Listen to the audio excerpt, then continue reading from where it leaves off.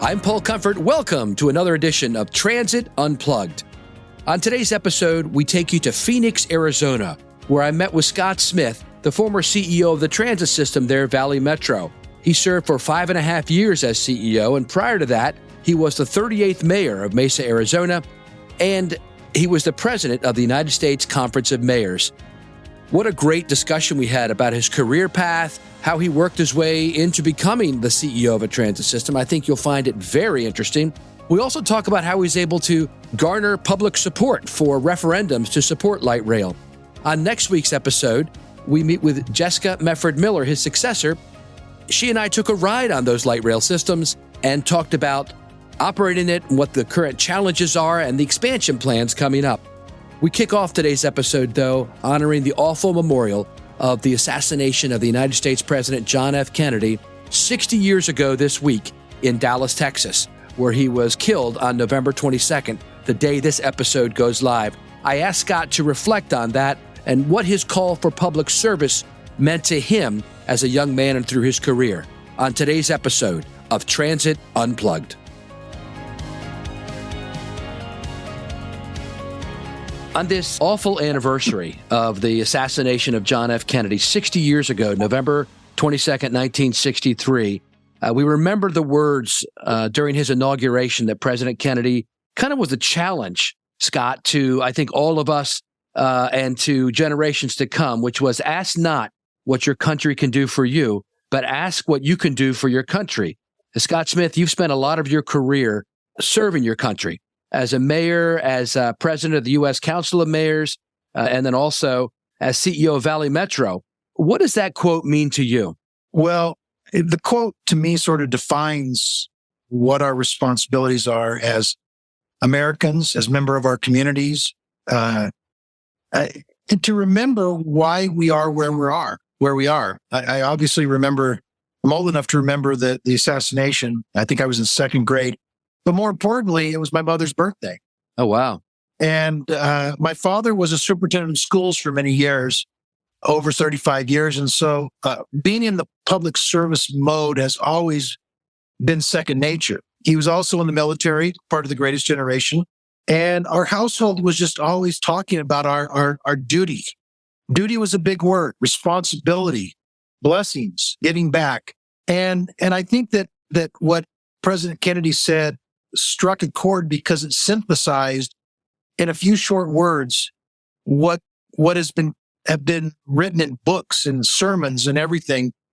It's very simple, straightforward, and very soft yet profound. We have a responsibility in this country because we take for granted our many blessings that we enjoy, the many advantages and opportunities, regardless of where you are and what you think.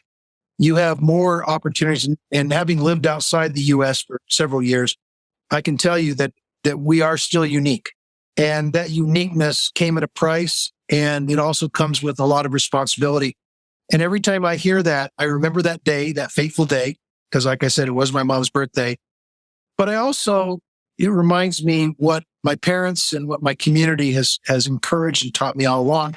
And that is we have a responsibility to serve. What they didn't say is that, as President Kennedy said, if you give to your country, the return is multiple. You don't get a one-for-one return. I've experienced in my time in public service that whenever I give that, the rewards I receive, and they're not financial rewards, the rewards I receive from working with my fellow community members, others, is just incredible. And so I always love that comment. With the whole generation of people that was changed by that comment, but it also confirmed to me what I was already being taught. And that's why it's meant so much to me. And just briefly, for a young person today contemplating a career in public service, what would you say to them? I would say just do it. There are things that are hard to explain that come to you from serving the public. There are opportunities you get that you will not get anywhere else. In business, in the private sector, there are rewards that you will not glean anywhere else but public service. And I would seriously, I tell people, seriously consider a career, a path, whatever it is, to serve your community, serve your country, because Number one, I do believe in duty, but number two, it's worth it. It's worth it in ways that you'll never learn until you actually do it. And then you'll say, wow. That's great. Well, thank you for your service, Scott. Thank you, Paul. Excited to be here with Scott Smith in Phoenix, your hometown. My hometown. And thanks for being on the podcast. Well, thanks for having me, Paul. Yeah. So Scott and I are old pals from when we were both CEOs of transit systems, me in Baltimore, he here in Phoenix. But Scott, you've got an amazing background that I just want to start off with. You were the 38th mayor of Mesa, Arizona between 2008 and 2014. And then you resigned to run for the governor of Arizona. Crazy, isn't it? That was exciting, man. In 2013 and 14, when you were president of the United States Conference of Mayors. Dude, you're the man. And then you were president of Great Western Homes and K.M. Homes, and you served as CEO of Valley Metro for 5.5 years, which is a feat in itself these days. And when you retired... I had time keeping a job anywhere. And then you retired at the end of 2022. And we're actually, while we're here, we're going to be talking to Jessica Medford-Miller, your successor, who's great. And she's going to show us a lot of the stuff that you built and what she's been doing since she got here. So exciting times. Yeah, it is. I don't really even know where to start. I tell you where I want to start. Mesa. Tell us about Mesa and how you got involved and how you became a mayor there. Mesa's actually, I think, 34th or 35th largest city in the country now. Really? Like how many people? About 520,000 people now. Wow. It's actually bigger population-wise than St. Louis, Miami, Minneapolis, even Atlanta. The cities, yeah. I didn't know that. But it lives in the shadow of the fifth largest city. Oh, Phoenix, yeah. Because it's very close, right? It's very close. Yeah. We right next door to each other. But it's a big city by any measure. And I lived in Mesa since I was 11 years old. My father was superintendent of schools there. So I was very involved in the community, watched it grow, owned a business there. And so I got involved in the community. And after I got out of the construction business and home building business, I was really looking for a way to be involved. And I decided to get into politics in my 50s and run for mayor. And I won. And it actually was the 6 years I spent as mayor were just amazing. It's, I believe, the best political job there is because you actually are on the ground for getting things done. Yeah. It's nonpartisan here in Arizona. And so you deal with issues more than you deal with politics. Right. So it's nonpartisan. You don't run as a Republican or a Democrat. Oh, that's interesting. A citizen. Right. And I really... That's probably the way it should be, man. Because... I like it because it's funny. You go to you mentioned the U.S. Conference of Mayors. Yeah. And we would get into these discussions with a large group of mayors. And a lot of times you couldn't tell who was an R and who was a D. Yeah. Because we talked about issues. Right. And sooner or later, the ideology, the philosophy came out, but you really discussed how to get things done. That's right. And local politics is where the rubber hits the road, man. You can't hide. You know, as famous mayor of New York, Fiorello LaGuardia said, there is no difference between a Republican pothole and a Democratic pothole. I love that. And you find that out. Yeah. And so I really enjoyed that because I'm a doer. And that's actually how I got involved in transit. Okay. Because while I was mayor, we planned and started construction on the extension of light rail through our downtown into Mesa. It was on the edge of the city. We took it through, and I was, with my development background, I couldn't help myself to get deeply involved in the planning and even reviewing engineering, things like that, of the light rail, and really got the bug. So when after I left being mayor and ran for governor, and they were looking for CEO, a guy at Metro, they asked me to be the interim for 3 to 6 months, and that 3 to 6 month gig turned into a 6-year gig. Wow. And I really enjoyed that too. Now, I've heard that Phoenix is the fastest growing place like in the country and has been for a little bit. Is that right? Maricopa County, which is, this is unique because the Phoenix metro area is one county. It's one of the largest counties in the country. Okay. And does that include includes Mesa? Mesa, okay. There's about 5 million people in Maricopa County. Okay. About 1.7 million, 1.8 million in Phoenix, 500,000. And we have very interesting makeup regionally because we have a lot of what are called boom burbs that have grown so fast. We have several cities that are over 200, 250,000 that in any other state would be top 10. Massive. Yeah, yeah. The town of Gilbert which borders. It's a town. It's 260,000 people. That's probably the biggest town in the country. I used to call it the hamlet. Yeah. And so it's created this. Our growth has created a lot of challenges. Yeah. But boy, if you want to come from anywhere, and we have people from everywhere and anywhere. Everybody wants to come here. It's warm. Everyone wants to come here, even though it's hotter than you know what. Yeah. In the summer, but it's a place where traditions are 5 years old in many cases. And anybody can do anything and can be anything. That's interesting because the newness of the population, and it's a great place for opportunity, and it was a great place to grow up too. Because of my time as mayor, I was invited to go back to Harvard for a semester on fellowship, which I really enjoyed. Yeah.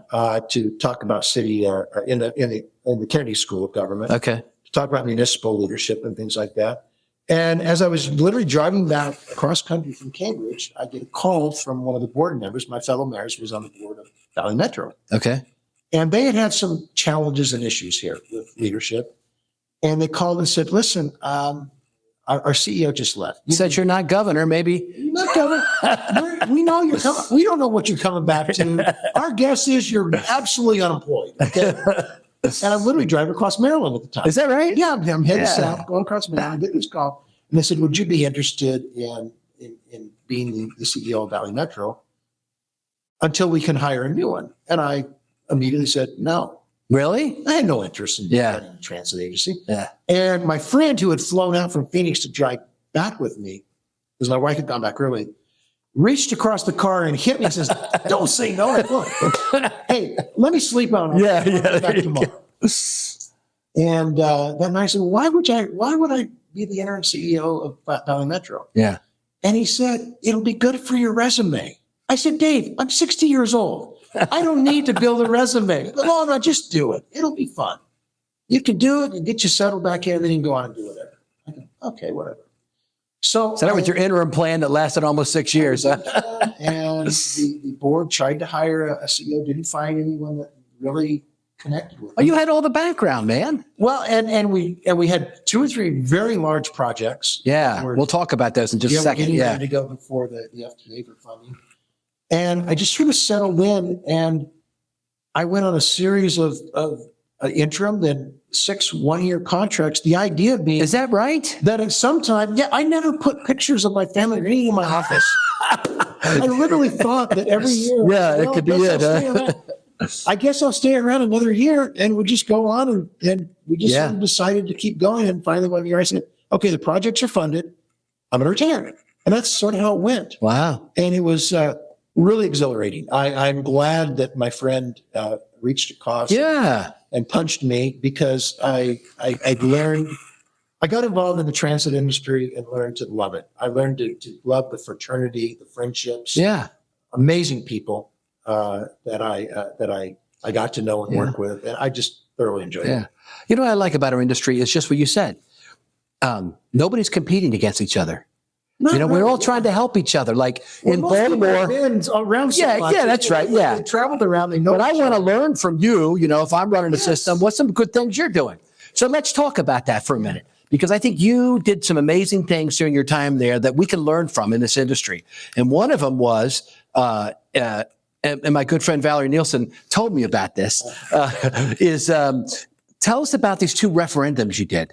Oh, wow. Well, one of the big projects we were working on was a 5.5 mile extension of light rail due south from downtown Phoenix. 5.5 miles. 5.5 miles. Dude, that's really a straight shot down Central Avenue. Okay.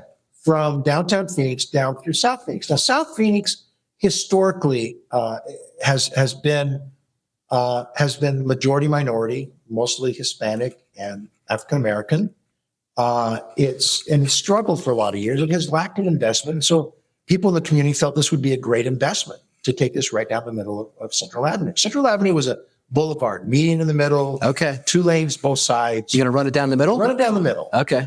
And thought it would be very, very good. And then some of the typical objections to light rail came up. The destructive nature of construction. It's tough. Yeah. Light rail construction is tough. Yeah. And a lot of concerns, especially the small businesses along the route. A lot of the places who felt it would be displacing communities of interest. They were afraid of gentrification, all the things that have normally come up when you do a project like this. And one of the big things was, and this is interesting because the road, as I mentioned, was 4 lanes with a median down the middle. And it had a lot of businesses that were close to the road, literally up to the sidewalk. And in order to widen that, there would have been over 80 businesses that would have had to have been torn down. And a lot of these were old family, small businesses. Yeah. And so the leadership, before I got there, decided that no, we don't, that would be too disruptive to the community. And in order to maintain those businesses and those buildings, they decided to widen as much as they could, but not to touch the buildings, which meant that for most of the route, they would go down to a very wide 2 lanes, bike lane, parking, but they didn't have enough room for 4 lanes along the entire route. Okay. So, of course, that got the ire and the attention. A lot of people said, wait a second, you're going to go from 4 lanes to 2 lanes? Yeah. That's going to destroy us. Yes. And studies showed that it wouldn't do that, but there were disagreement. And finally, a group of people was so upset that they formed a group called 4 Lanes or No Trains.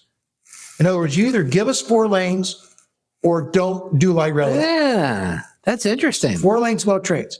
And they got enough. And they joined with some conservative groups who don't like rail. Spending money on transit, right? Yeah.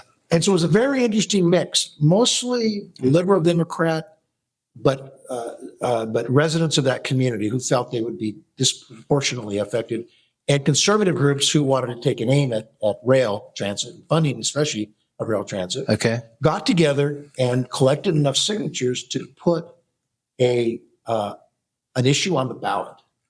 And the interesting thing is that Phoenix has an existing transit tax or transportation tax. And a good portion of that was being used to build the light rail. So what the opponents did was, for the first time in U.S. history, they had an up or down on rail. And it wasn't just to delay this project. It was, we're going to put into ordinance that the city of Phoenix could not spend 1 penny on any rail project anywhere in the city. And we're going to take that money and we're going to redirect it to fix potholes and streets. I mean, that's a pretty compelling argument. I mean, you've got 1 line, and we had a couple of other lines inside the city of Phoenix. We have a light rail outside the city of Phoenix. But if you're not building rail in Phoenix, it doesn't make any sense. It doesn't connect. So this would have killed the expansion of the light rail program in Metro Phoenix, because Phoenix is literally in the center of the metro area.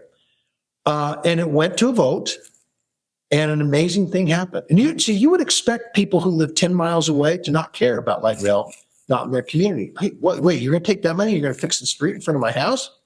And we were very, very afraid. We ran a campaign, though, to talk about the history of light rail. Light rail is fairly new, only opened in 2008 in Metro Phoenix, so relatively new.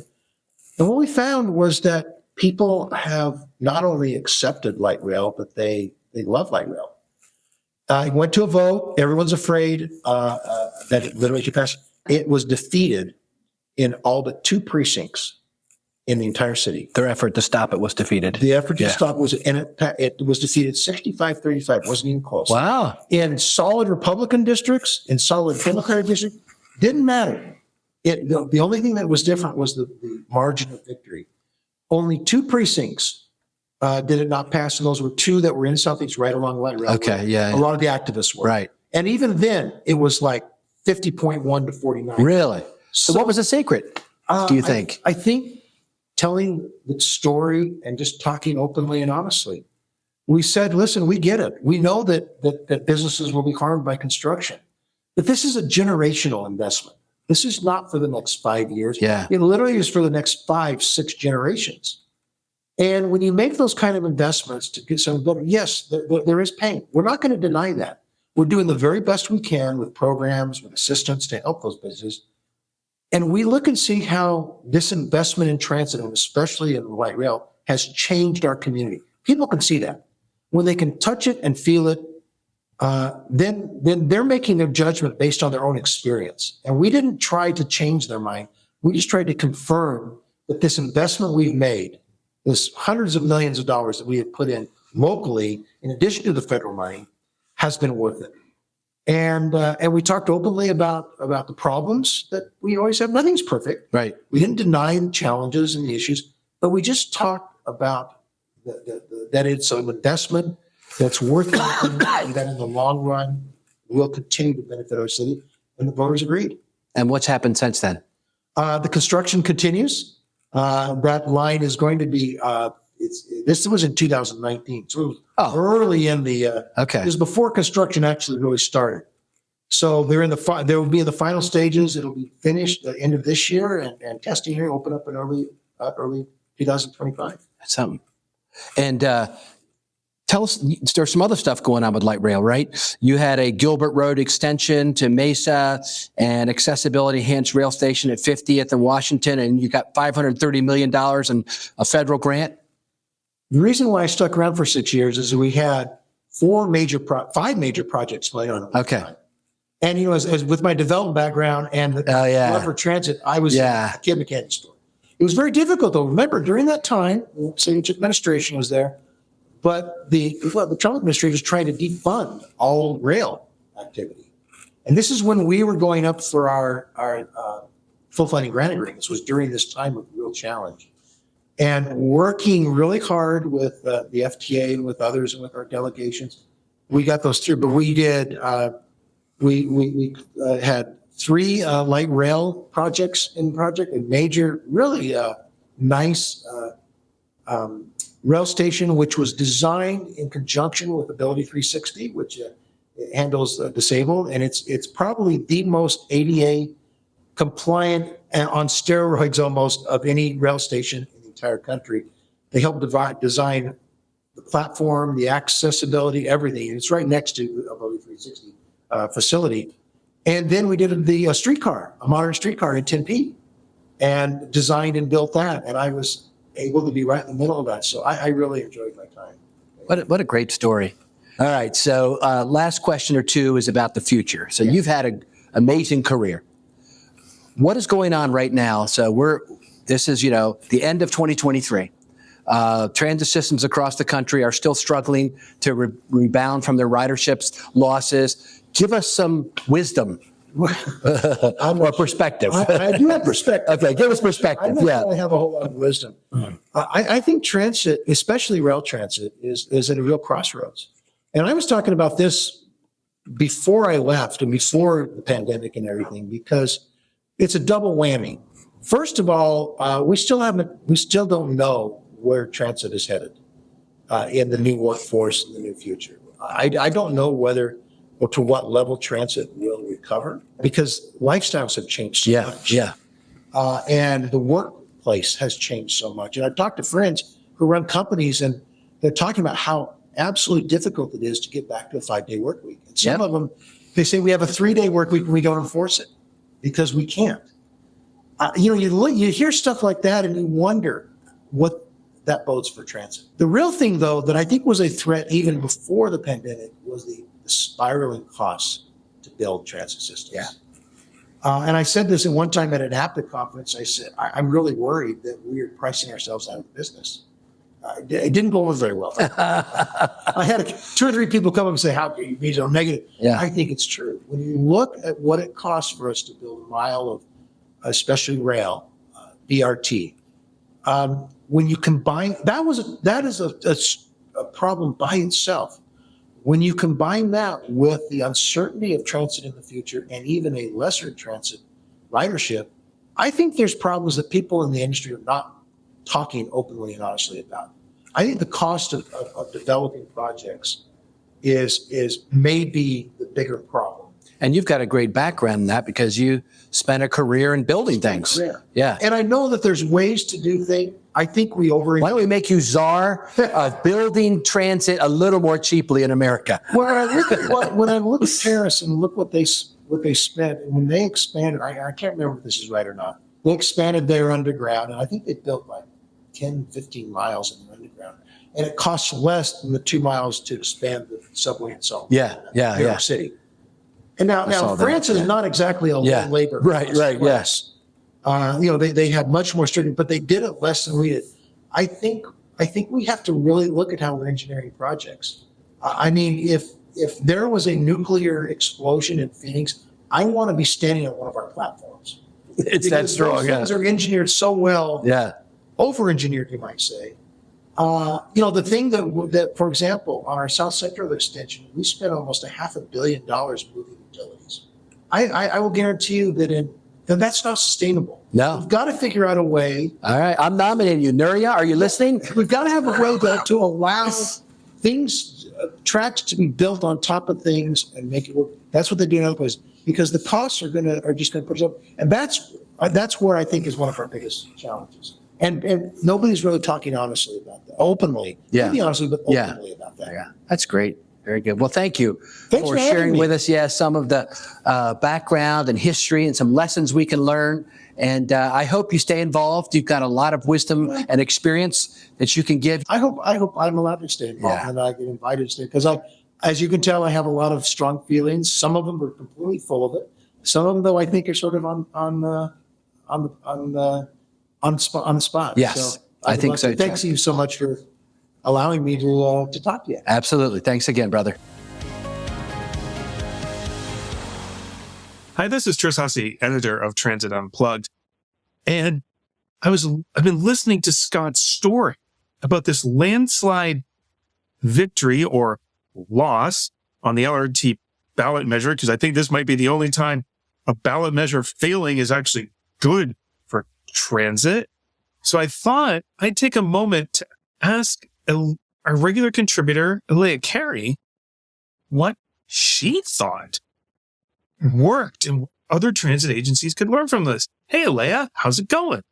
Hey, Tris. Yeah, this is kind of a mystery wrapped in a riddle with a very happy ending. It is. So one of the things, you can hear it in his voice when Scott is talking about the ballot measure when it was early on. And he was surprised by the amount of community support he already had. That areas he didn't think would be interested at all were like, no, we want LRT. So what do you think, how do they do that? What does it take to build that kind of community support when you need it? I'm making a guess that Valley Metro has some really good connections in the community and really good communications with the community, really good relationships. How do you build those kind of good relationships in the community? I think it's being there, very present, being on the street. It starts with management, riding your vehicles and engaging with the public, and goes to the more formal kinds of engagement, like community engagement, where we sit down and talk to the people in the community and have real listening sessions where we're not showing up and saying, hey, this is what we plan to do in your community, where you're really willing to show up and say, we want to hear what you want to have happen. And I suspect that in this instance, that kind of behavior had been going on for quite a while. Right. Yeah, it doesn't happen overnight. But let's dig into tactics. Your agency, you're facing this kind of ballot measure, either something you want to win or something you want to defeat. What are the top 3 things you would tell an agency to start doing? Start early and anticipate that this is going to be a really long process, whether you're building trust or rebuilding trust, whether you have a good relationship already or not. So understand that you need to go out into the community. You need to really listen, really show up and hear what they have to say. And I think reflecting what the community has to say back through your communications and consistently communicating, this is what we're hearing. Did we get that right? And all of the communications associated with the early parts of the cycle of getting buy-in need to be really broadly disseminated. And of course, in multiple languages. You have a mandate to communicate in this way, but it'll also serve you the best in the long run. Okay. Now, here's something where you and I have been talking and you don't agree with what I'm going to ask. And I'm dying for your opinion. The Scott talks at the end, wrapping that ballot measure discussion up, that he told people the unvarnished truth. Yep. There are businesses who are going to be affected. Yes. Construction's going to take a while and it's going to be inconvenient. He gave them the good and the bad. I'm not sure if I were him and he was like, and we were before the ballot measure failed, I would really be that open. But you disagree with me. Why? Yeah, I think that's where the trust is built, is being open that way and being really willing to show up without an agenda, show up and say, and that takes a lot of courage to do that, especially when you have big plans and you're thinking generations in advance, but show up and be willing to listen to what people have to say, be willing to change your plans along the way based on what you hear. And I think when people sense that, they start to build a lot more trust. And when that trust is there, people can say, okay, I'm starting to get it. It's not a 5-year plan. It's a 5-generation plan. I understand. I'm willing to put my trust in you for 5 generations, that this is going to serve the betterment of the community in the long run. Oh, that's great. You wrapped it up really well. Elea, as always, thank you for being a regular contributor to Transit Unplugged. Elea Carey, you can find her on LinkedIn. Her name is spelled Eleacarey. Thanks, Tris. Hi, this is Tris Hussey, editor of Transit Unplugged. Thank you for listening to this week's episode, and a special thanks to our guest, Scott Smith, former CEO of Valley Metro. Now, coming up next week on the show, we're sticking with Valley Metro, and Paul is talking with the current CEO, Jessica Mefford Miller. We're going to find out where the LRT is now and what the plans for the future are. If you're really getting into Valley Metro and interested in Phoenix, Arizona, well, we have a treat for you. Coming up in January 2024, Phoenix and Valley Metro are the features of Transit Unplugged TV, so watch for that on YouTube. While you're listening to this show, I'm going to ask you a favor. Please take a moment and rate and review Transit Unplugged wherever you listen to podcasts. Rating and reviewing the show helps other people find Transit Unplugged and become part of our transit enthusiast community. If you have a question, comment, or would like to be a guest on the show, feel free to email us at info@transitunplugged.com. Transit Unplugged is brought to you by Modaxo. At Modaxo, we're passionate about moving the world's people. And at Transit Unplugged, we're passionate about telling those stories. So until next week, ride safe and ride happy.